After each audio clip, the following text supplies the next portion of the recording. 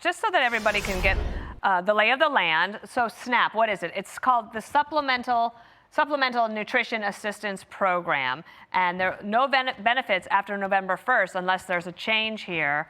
Let's just show you how many people are on assistance. Okay, we have 42 million Americans. That's 1 in 8. That might be a discussion for another time as to what we can do about that. 73% of SNAP households at or below the poverty level. Almost 80% households include a child, a senior, or a disabled person, and $332, that's the average household benefit, okay? So imagine all of a sudden, on November 1st, you have one of these households and you are not going to have that. Let's look at a map here. The percent of households receiving SNAP benefits, if you look at the dark red, that's where you have more than 30%. Someplace like Wyoming, my home state, 10%, that's not a lot, but it's not a highly populated state. But you can look at some of these places around here and in the southeast where this is really going to take a bite out of people's budget, and they don't have a lot spare. Senator Markwayne Mullin is a Republican of Oklahoma, and sir, I just learned it was 16.8% of people in Oklahoma are on SNAP benefits. So you know this personally and well, right. And I'm sure you are concerned for those people and that anxiety that builds up for them as they think about how they're going to make ends meet and feed their families. Over to you. Dana, we have a lot of tribes, obviously, in our state, and so we have a lot of reservations. I'm Cherokee myself. When I was younger and we had 7 of us kids at home, we were on what they call commodities, which is a form of SNAP program, and it's a helping hand for a lot of these people in rural areas and reservations that may not have the same economic opportunities as some metropolitan areas. And so it is, I wouldn't say disproportionately high, but it is high throughout the state. And it's ridiculous that, as Kathleen Clark, the number 2 ranking Democrat in the House, said that they understand families are suffering, but, quote, it's their only leverage point. They're using American people for leverage because of political gain. So we're not talking about, Dana, policy. There's no policy discussion here. This is all about a leverage point for political purposes. And that's really hard to negotiate on. The only thing we're asking them to do is reopen the government on a clean CR that Chuck Schumer wrote when he was leader of the Senate back in September. We're not asking them to vote on anything they haven't voted for before either. They voted on this in September. They passed it. They voted for it. The Democrats, all of them voted for it in December. They passed it. They voted for it in January, and they voted for it again in March. What's changed is the political environment. Their base demanded that they shut down the government, and they shut it down, and now they're looking to play the blame game and try to pin it on Republicans or try to pin it on the president, when even CNN's own poll shows that they're losing at that argument because American people aren't fools, but they play them like they are. Well, I mean, just to follow up on Dana's point, I don't know how we ended up with 1 in 8 million Americans with That's right. supplemental benefits. I don't know how that happened. Well, Biden economics.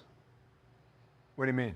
Well, I mean, you think about it. You had inflation at 9.45 as a high when Biden was in office. You had you had take-home pay drop. You had wages drop. You saw prices soar because of inflation, and we're just now getting those numbers back to where they need to be because President Trump has brought the economy back. You'll see those individuals transition off as jobs come back, as manufacturing jobs come back with middle-class livable wages.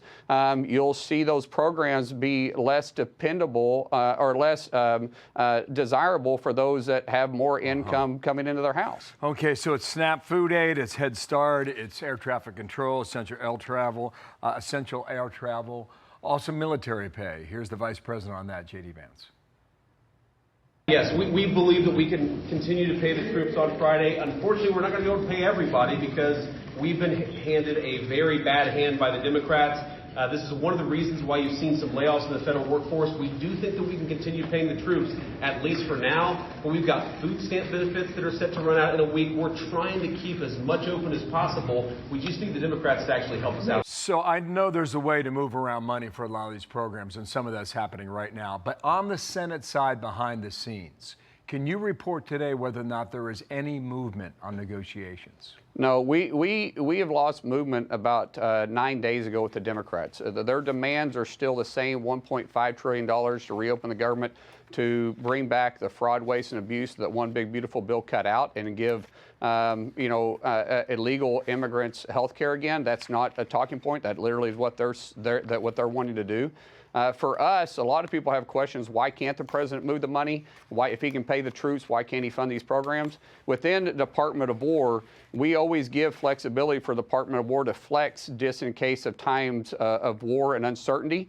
And so there's a chunk of money that gives them flexibility through the USDA and the SNAP program. It's line item appropriation. It's directly related for that, and they cannot move funds in those areas unless Congress gives consent. The Senate won't even pay essential employees right now. Well, the Republicans will, but the Democrats won't even vote to pay essential employees, much less allow those benefits to move. And we wouldn't have to do this, honestly, if they would just simply vote to reopen the government on a clean CR that they wrote. I mean, it's that simple. We could get this whole problem solved today in 5 minutes if they would vote for a clean CR. And the federal union that is very liberal leaning and supports Democrats said that to the Democrats, get to the table, vote for this, and move on. But that's right. So far, the Democrats resisting. Senator, thank you, and we will see you again soon.